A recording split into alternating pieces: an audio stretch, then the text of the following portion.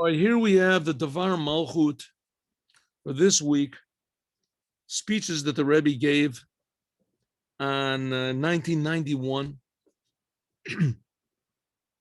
which this is basically the last set of speeches that he gave.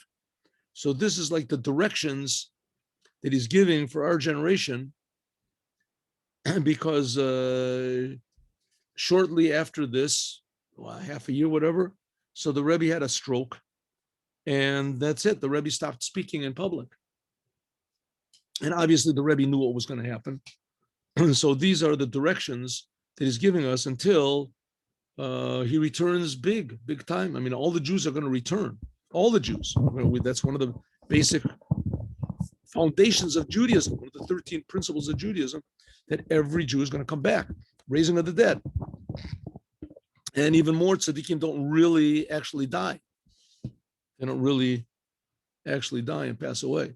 And the Rambam says clearly that if the Moshiach is murdered, then that disqualifies him. But only if he's murdered, or if you see that he fails. And here we see the Rebbe is succeeding and succeeding more and more. So this is just to encourage us and to inspire us and to motivate us to do all we can to bring this future redemption 1 minute earlier, and even more, that when the future redemption comes, at least we'll want it. It won't be like the Jews when they left Egypt, right? They left Egypt, they wanted to go back all the time. When they came up to the border of Israel, they didn't want to go in. So that we'll be able to appreciate what the future redemption is, and also to participate in it. That's one of the main features of the future redemption, that, and one of the big miracles, that the Jews will want to participate.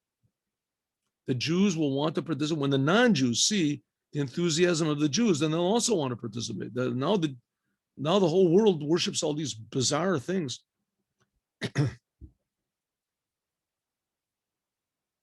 Which, by the way, I want to just say something that I thought about on Shabbos. It's always really amazed me why this idolatry in the world is so successful. How it is, Christianity, how is it so successful? How is it? I mean, it's really a very foolish religion. I mean, if you think about it, and people are just so excited about it. I mean, they really believe, that God had relations with this lady in order to give birth to himself and to his, it's just, people believe in this stuff. So, okay, you want to believe, but why is it so, billions of people believe in it? So I got the answer. I understand the answer. There's the Sikha of the Rebbe. The Rebbe gave the Sikha, and I went over it last Friday, that when God spoke the words of the Torah, it says, Kol Gadol V'lo Yasaf, that it was a loud voice and it didn't stop. A loud voice and it didn't stop. And the Rebbe gives a lot of explanations. What does it mean that it didn't stop? But the one main explanation he gives is that it didn't stop, that there was no echo. That's what the Midrash says. There was no echo. So what does it mean there was no echo? That nothing in the world stopped the word of God. It didn't bounce back from anything. It wasn't rejected. So every detail of the world and every human being and in all time is permeated by this first commandment of God. I am God. Anochi Hashem Elokecha. I am God that took you out of. In other words, everybody knows that God is in the Torah. Where do you get the Anochi, the essence of God? Only from the Torah. Everyone in the world knows this. Not only everyone in the world, all the animals, all the trees, but just things, animals and trees don't have free will. But every human being for all time knows that the truth is in the Torah. That's the source of the Torah. Except for the Torah, there is no truth. Okay, for whatever reason it is, and the other people weren't exposed to the Torah or whatever, but that everyone knows it. Comes along all of a sudden this religion, Christianity, it says, we have the Torah supports us. The Torah says, and the Torah claims, and the whole proof is the Torah, and this is the real Messiah, and this is what the Torah really says. You don't understand what he says in the Torah, and the Torah, and the Torah. And they keep bringing the Torah. Like, Islam does not, quote the Torah. Hinduism, Buddhism, they don't quote the Torah. They don't use the Torah as their source. The only religion that does, I wish the Jews would, but the only religion that does is Christianity. Everything is the Torah. The Torah, the Bible says, the Bible says this, the Bible says. If you look in their Bible, the Gospels, there's no commandments over there.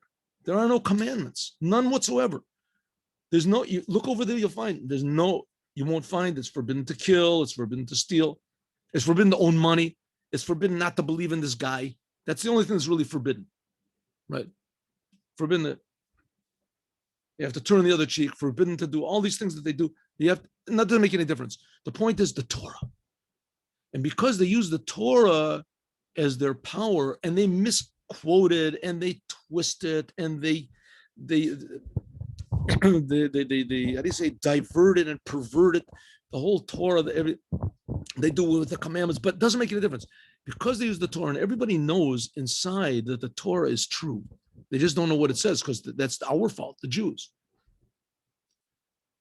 So that's why it's so popular. As soon as the Jews start to, so Moshiach, real Moshiach is going to come as it won't be such a difficult job for him to wean all these people from these misconceptions that they have, because they'll say, listen, the Torah is true, and that's why you believe in this religion. But the fact of the matter is the Torah clearly says that this religion is a lie, that it's false. You want to believe in the Torah, very good. That's a very good thing. You want to use the Torah as your proof, you're 100% correct. It's a source of truth. But don't think it has in any way it justifies this thing. Exactly the opposite. The Torah says that this is idolatry. You're only supposed to, the first commandment of the Torah, the first 2 commandments of the 10 commandments. I am God that took you out of Egypt. Don't believe in any other God. But only believe in the God that appeared to the Jews on Mount Sinai, that said Anochi, and that took the Jews out of Egypt. Okay, anyway, that's interesting insight. I don't know if it's right or not, but that's what I thought. Let's go. Okay, this Sikha of the Rebbe was said in a year. This Sikha of the Rebbe was said in a year that the coming Shabbat was Shabbat Mavorchim. It was the Shabbat, the last Shabbat of the month of Menachem Av, the last Shabbat in the month of Menachem Av, and it was beginning the month of Elul. This year, it doesn't come out that way. This year, everything is like set back one day. So it ends up that this year, Shabbat Mavorchim is going to be not this coming Shabbat, Ekev, but the Shabbat after that. What's Parshas Rei, right? It's going to be the Shabbat after that. So not this Shabbat, but next Shabbat. But nevertheless, the messages here are very, very important. The messages are here, and it's not just important, but it's eternal. So let's see what exactly the messages are that the Rebbe has for us. And we'll have to sort of juggle with this a little bit, because this Shabbat is not really Shabbat Mavorchim. It's the next Shabbat, but all the messages of what the importance of the month of Elul is, and etc., that is very, very vibrant and important to us. So let's go.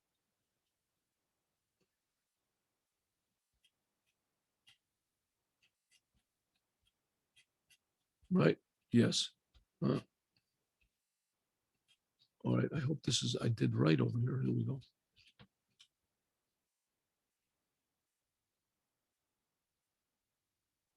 Okay. Now we're on Shabbos Mavorchi in the month of Elul.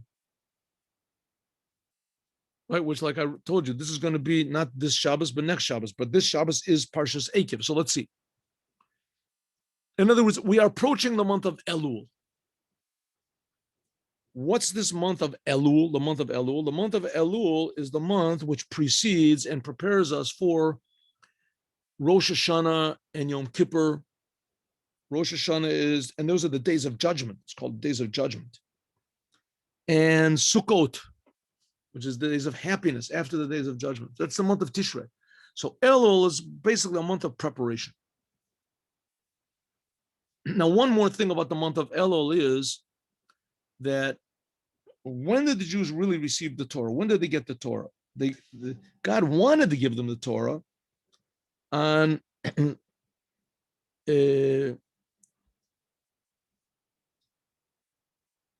Zayin Tammuz. In other words, he wanted to give them the Torah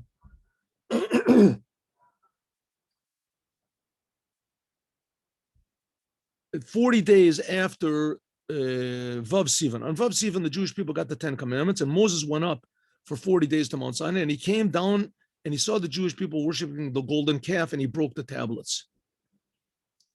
He broke the tablets. So Moses went up another time, and then he went up a third time. The third time when he went up, that was the first day of Elul. And he came down 40 days afterwards, which that's Yom Kippur. So the Jews really received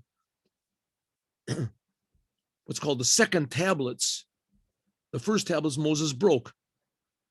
The second tablets Moses received on Yom Kippur. And 40 days before he received the tablets, that was the first day of Elul.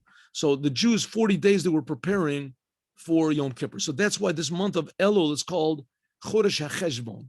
It's called the month of reckoning, because it's the last month of the year. Shabo tzarichim lasot cheshbon hanefesh, that in the month of Elul, which is going to be another week or so, and now it's going to be another 2 weeks, 2 weeks, we're making a cheshbon tzedek shel avodah b'meshech hashana. We have to make a proper reckoning, like end of the year inventory. We're making a proper reckoning on all the service, how we served God in the previous year. Harizeh zman matim, so it's a proper time. Lidbonen betochan haklali the cheshbon hanefesh, to think in general, what does it mean making an inventory on your soul? What does it mean that a person makes a reckoning of what he did? The Rosh Chodesh, because this year Rosh Chodesh is b'hashgacha pratis exactly yochlim lahafik limud b'cheshbon the Chodesh Elul gam mizeh asher, that Shnei Yamim, the 2 days of Rosh Chodesh Elul, and they are going to be on Shabbat, which is not the case. This year it's going to be Yom Rishon and Yom Sheni of next week, the week after next. And Shabbat Mavorchim Elul falls on Parshas Ekev, which, like I say, it doesn't. Okay, let's go. Since that the month of Elul is the month of reckoning, and the month of Elul is how to make an accounting of the whole previous year, Hari Kalula Bo, there is included in it the whole service of man to serve God. The Meshech Kol Hashana, the whole entire year. Now, what does it mean serving God? What does exactly it mean serving God? Right? God is not just a scientific figure. He created the world, and he creates the world. It's not just this, how do you want to call it, cold mathematical or physical power, like the force of entropy or the force of gravity or the force of this. Right? God is alive. It's called the living God. So God really, the reason he created the world is that so that man will connect to him. Connecting means you have to use your intellect and your emotions to appreciate the Creator and to do what the Creator wants. One of the things God wants is that we should love him. We should fear him. So we have to use all of our being to serve God. And really, if you think about it for a second, at least what Judaism says, it's a very logical thing to do because God is creating us. So we're just serving God with what he creates us, but it's not so easy to do. So he says that's the whole idea of serving God. And that's the whole idea of the month of Elul. Elul is Aleph Lamed Vav Lamed. This is Ani Ladoti V'Dodi Li. This is a sentence from Song of Songs. I am to my beloved, and my beloved is to me. If you ever read the book of the Song of Songs, it's a love song that King Solomon wrote, depicting a love song between God and the Jewish people. Sometimes God is telling us how much he loves us, and sometimes we say how much we love him. and then we're searching for God, and God runs from us, and sometimes we run from God, and sometimes it's masculine and feminine and past and future and plural and singular, and all these different aspects. It's really pure Kabbalistic ideas. In any case, it's all a metaphor for the service of the Jewish people and God. It's the only book of the Bible that has no simple meaning to it. Everything is a metaphor and a hint, a parable for something else. So it says, that's what King Solomon says, I am to my beloved, and my beloved is mine. Right? He wasn't talking about one of his 1,000 wives or whatever. He was talking about his relationship to God, and even more, the relationship of the Jewish people. King Solomon was a king. He was speaking for all the Jewish people. So I am to my beloved, and my beloved is to me. The Jewish people, they give themselves over to God, who is our beloved. He creates us. He loves us. And my beloved then reacts and come to me. This is the general idea of serving God, of the service of man, that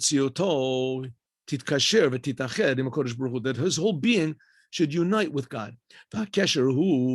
And this attachment to God is in two ways. One of the ways is, Ani Ladoti, I am to my beloved. Hit orut, an arousal of service of God, of a Jew, from below to above. An arousal from below. Which is united with God. By means of his service in Torah and commandments. That's what we have to do. Right? We have the Torah, we have the commandments, that we can repay God. We can repay God for this amazing gift that he's creating us and giving us eyes and ears and life and intellect and power of choice and etc. But Dodili, the second half of it is the service is, my beloved is to me. We have to try to draw godliness into the world. Hamshacha v'siyur. That's what we make the blessings, right? That's what we're learning about in the Maimer in the morning, making blessings. Siyaita d'shmaya, drawing godliness down and being helped by God. Libnei Israel, that the Jewish God helps us. If God wouldn't help us, we couldn't do anything. We're outnumbered, we're outmanned, we're out. Milamayla mata, the God helps us from above to below. But this God does on his own from above. The Seder Avoda, how do we do this service? Is the month of Elul. First of all, there has to be Ani Ladoti. First of all, we have to begin. Okay, this is really obviously not so. We can't be the ones that begin, because God already began by creating us. He created us and he keeps us alive. So obviously God always is the one that begins, right? He's the one that gives us the inspiration. He gives us motivation. God, oh, where do we get this idea in my mind? Hey, I want to serve God. This is from the help of God. God puts, okay, but nevertheless, God overlooks all this, what he gives us, that he gives us. The main thing is what we do. Ani Ladoti, right? I am to my beloved. that God gives us, the energy, creates us, that he says that's free. That's part of the kit. That's what you get. Now we begin. You're already created. I'm enlivening you. I'm inspiring you. Okay, now we begin. Ani Ladoti. Now I have to go to my beloved. I have to start thinking, first of all, is there such thing as God? Is there really a creator?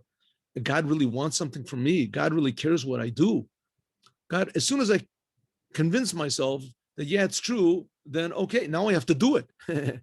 Right? You can write books about it in Kabbalah, right? Arousals from below, Shem, Ma, Sag, Ban, but now you have to actually do it. You have to actually put on the tefillin. You have to actually pray. You have to actually arouse your heart to God and forget about yourself. Ani Ladoti.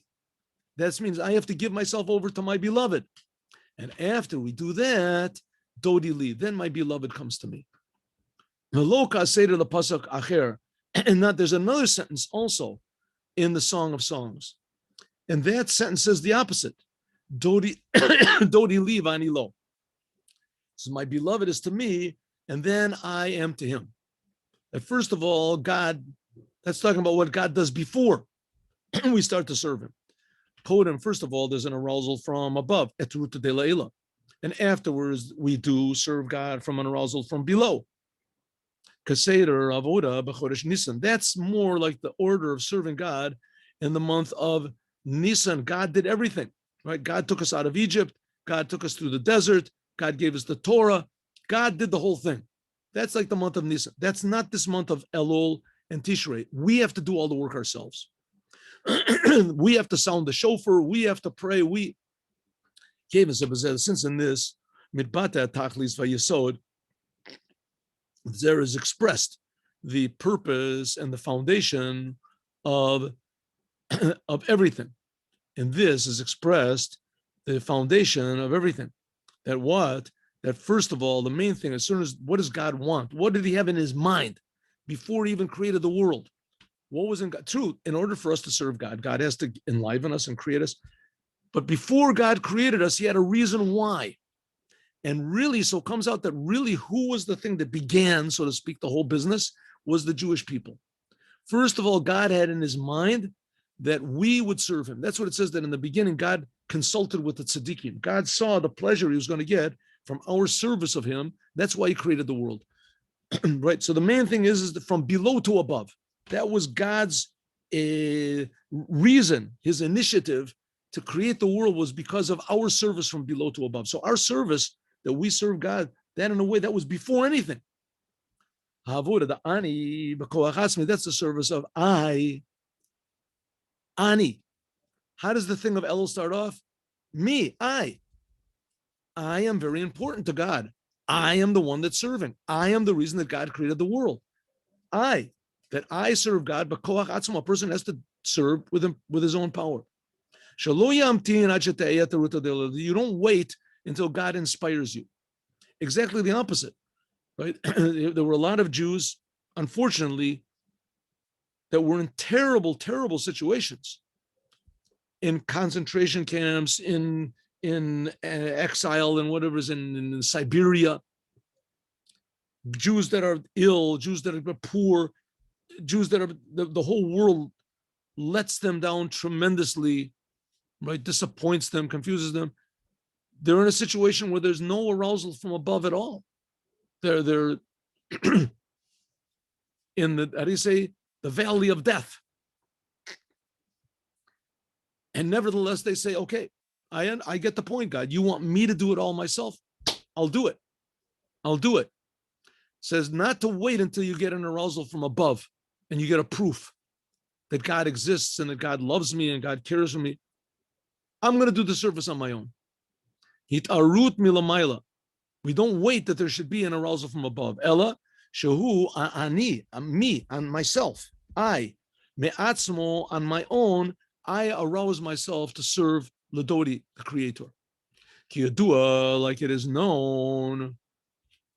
Like it is known, the whole purpose of why God created man and why the soul came into the world and why there is this the shleimus ataynu adam, and really the whole completion and the feeling of satisfaction of man is how it was set by God. Shema shemekabel lo yiyen hama b'kesufa. God made man in such a way that his main pleasure is if he earns things. Of course, everybody, if you go up to somebody and say, what would you like? A free gift, $1 million, or would you like to earn $1 million? Of course, what's a person say? Oh, I would rather earn it, right? But that would be foolish, right? So everybody wants a free gift. But the fact of the matter is that after a person gets a free gift, he doesn't appreciate it as much as if he worked for it. Doesn't appreciate it. People don't want nahamat kisufa, free bread. People don't want a free handout. Chinam, shalo yedei yagia lechem busha. People don't want it. That's the whole thing in America now with capital, with what is it, the socialism and this. The government will take care of you, right? Big brother will take care of you. Right? Everybody says, sure, of course. Who doesn't want a free handout? But in the end, it makes you not human. Because the essence of a human is that he does something, he contributes something.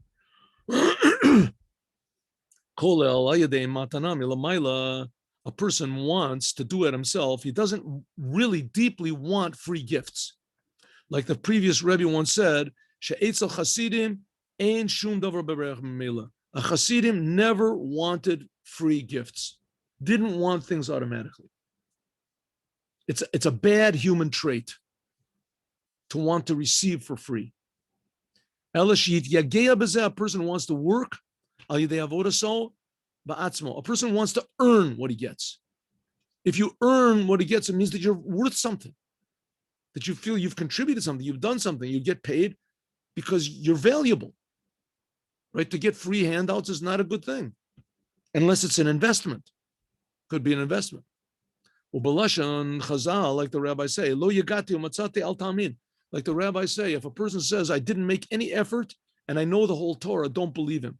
Yagati umatzati tamin. If a person says, I made a big effort and I learned Torah, then you can believe the person. Ubapashlus keinu teva b'nei adam. That's the way, the nature of man. Afilu enu Yehudim, even non-Jews.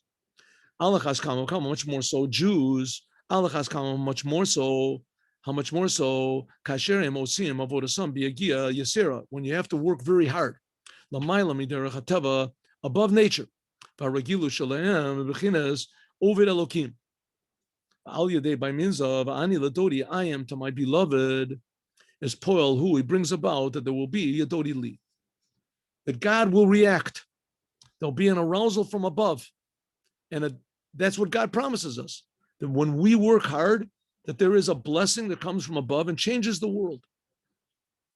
Kalomer, in other words, Hagam, even though even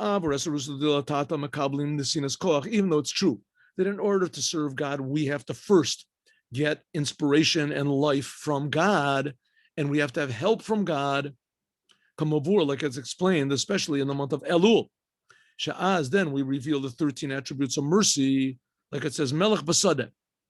It says that in the month of Elul, it's like a glorious king that leaves his palace and comes out into the field for the people in the field. But that encourages, that's us, we're the people in the field. In the month of Tishrei, God is in his palace, and the whole year he's in his palace, and where he's inaccessible. And in the month of Elul, God comes out and inspires everyone.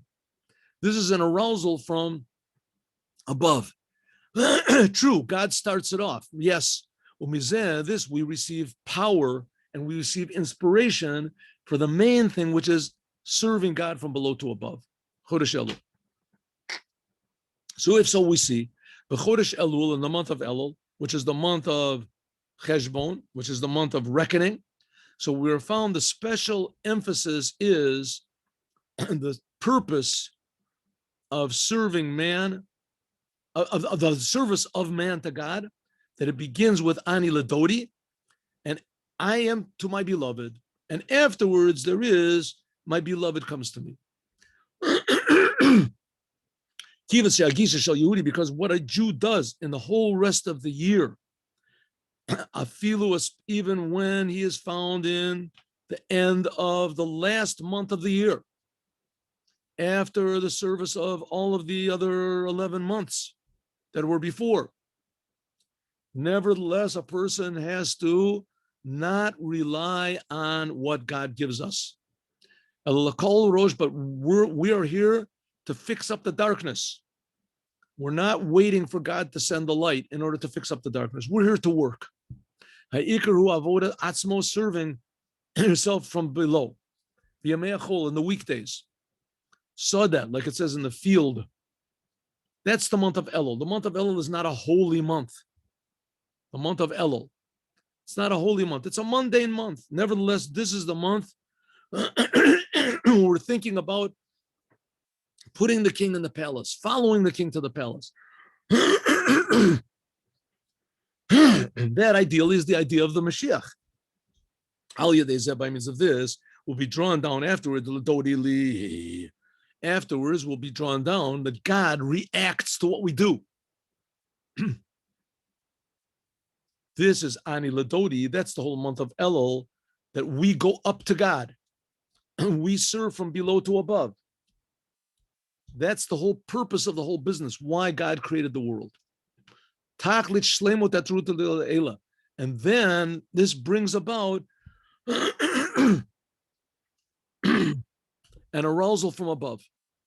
Davka kasher zebo, only when it comes by means of the service of a Jew on his or her own.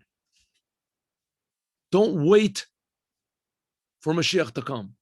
I mean, you also have to wait, but you have to do something to make it happen. You have to do everything to make it happen. True coming Mashiach is going to be a tremendous miracle, amazing miracles, bigger miracles than even going out of Egypt.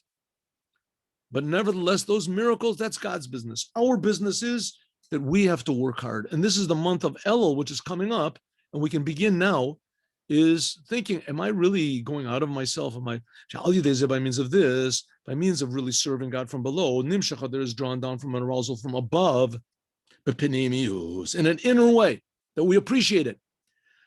Ad yeteremizo, even more, by means of our arousal from below, etruta dilatata, nimshach, there is drawn down afterwards, and arousal from above, nalit odyoter, which is even higher. It's like if you work on a job and you get paid $50 an hour, and in the course of the week you work 20 hours, right? So you get $50 an hour, 20 hours, that's pretty good. You get $1,000. You go to get your money, and it says, okay, here's your pay, $70 billion. What's this for? You work 20 hours, right? Yes. $50 an hour, right? Says, yeah. Okay, 70 billion. So I think you're making a mistake in calculation. So I'm not calculating at all. I'm not calculating.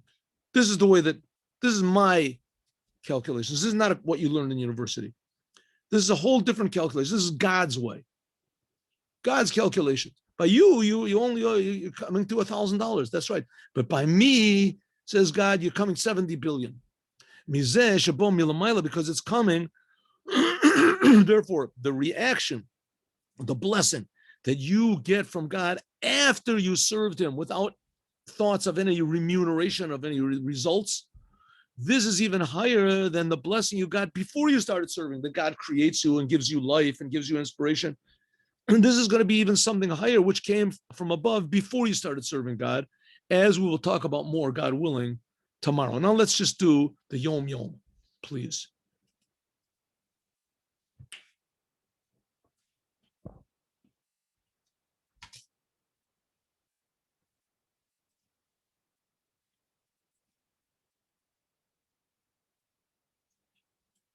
Yom Yom. In the travels of the Baal Shem Tov,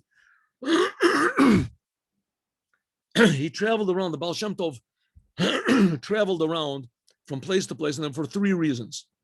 Number one is redemption of captives. Sometimes Jews couldn't pay their debts, and there were more sinister reasons, but in any case, they were taken and put into prison or whatever and held captive by the non-Jews until ransom was paid. And he would collect money to redeem these Jews. Number two, strengthening Torah and the service of God. And number three is revealing the inner Torah, Chassidut. The Midler Rebbe, which is the second Rebbe of Chabad, the Baal Shem Tov was before Chabad. There was a Baal Shem Tov, and then his pupil, the Maggid of Mezrich, that was before Chabad. Chabad began with the pupil of the Maggid of Mezrich, the first Rebbe of Chabad. And then there was the second Rebbe of Chabad, was the son of the first Rebbe. That was called the Midler Rebbe. He would explain, the revealed Torah is called water. A person has to go to water. The inner Torah is called fire. Fire, everyone's afraid of fire. Therefore, the one who gives to someone Torah has to go to him and say, listen, I'm now going to teach you Chassidut, which is like fire. But don't be afraid, because the God who's creating you and loves you, he's also a consuming fire. And this fire is what's keeping you alive and keeps you excited. So fire can be a destructive thing, right? It can be a destructive thing. Just to take an example, all the prohibitions of the Torah and all the punishments of the Torah, says, don't worry about it. Forget about those punishments, right? That just shows that God is not happy with what you're doing, but we're not even going to touch those things. Automatically, you're not going to want to do anything forbidden. You get excited about what God wants, and you're going to serve God from love. And that's going to be the fire. Your God is a consuming fire. It'll consume all of these negative things that are in your life. Have a good day with Mashiach now. God willing, at 3:00, we are going to learn Chumash, Parshas Eikev. All right. Have a good day. Shalom, everyone, with Mashiach now. Thank you very much for coming.